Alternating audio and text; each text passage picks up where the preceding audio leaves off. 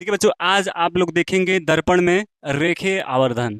तो देखिए, रेखीय आवर्धन किसे कहते हैं? तो बताएंगे क्या है कि दर्पण के द्वारा बने प्रतिबिंब की ऊंचाई और वस्तु की ऊंचाई के अनुपात को ही क्या कहते हैं? रेखीय आवर्धन। अगर हम लोग कौन सा दर्पण ले लें, अगर अवतल दर्पण ले लें तो यहाँ पे अगर देखा जाएगा तो ये प्रतिबिंब की ऊंचाई है, अच्छा एच डैश, और ये हमारा वस्तु की ऊंचाई है, तो दोनों का जो अनुपात होता है वही हमारा क्या होता है? रेखीय आवर्धन। यहाँ अगर हम लोग क्या है, उत्तल दर्पण में भी बात कर सकते हैं, तो क्या होता है? रेखीय आवर्धन को जनरली किसे दर्शाते हैं? एम से। एम बराबर होता है एच डैश, यानी क्या है, कह देंगे क्या है? प्रतिबिंब की ऊंचाई या लंबाई भी कह देते हैं, प्रतिबिंब की ऊंचाई बटा के वस्तु की ऊंचाई, या वी अपान यू के भी बराबर होता है, लेकिन क्या है यहाँ पे माइनस ध्यान देंगे, ठीक है। यानी यहाँ पे देख लेंगे कि एम क्या है? रेखीय आवर्धन, एच डैश प्रतिबिंब की ऊंचाई, एच क्या है? वस्तु की ऊंचाई, वी क्या है? प्रतिबिंब की दूरी, और यू क्या हो जाएगी? वस्तु की दूरी। अच्छा, अब थोड़ा सा आप लोग जो इंपॉर्टेंट टर्म है इसको जानेंगे।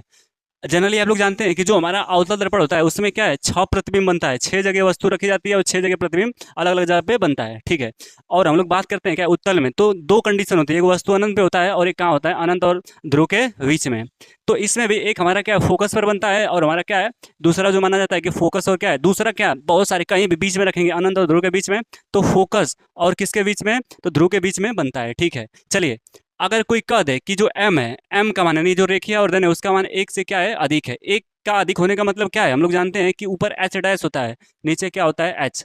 तो प्रतिबिंब की ऊंचाई ज्यादा होगी किससे? वस्तु की ऊंचाई से।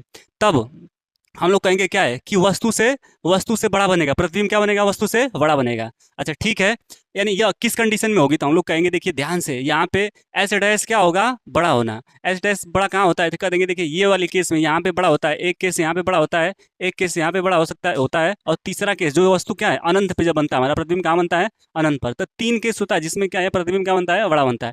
तो इस केस में यहाँ पे देखा जाएगा आभासी बनता है, इन दोनों में क्या बनता है? वास्तविक। तो कहेंगे क्या है कि आभासी भी हो सकता है, प्रकृति उसकी क्या है? वास्तविक भी हो सकती है, वास्तविक भी हो सकती है, ठीक है। अच्छा, अब आकार क्या होगा? हमेशा देखिए सब में जो है प्रतिबिंब क्या बन रहा है? बड़ा बनता है। क्या बनता है? बड़ा।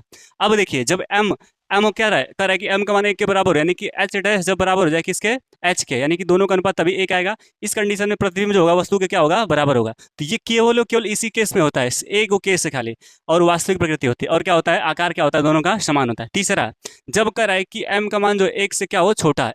इसका मतलब क्या है कि एच डैश अपन एच करेंगे तो कहेंगे क्या है कि एच जब बड़ा होगा और एच डैश क्या होगा? छोटा, यानी प्रतिबिंब जो है वस्तु से क्या होगा? छोटा।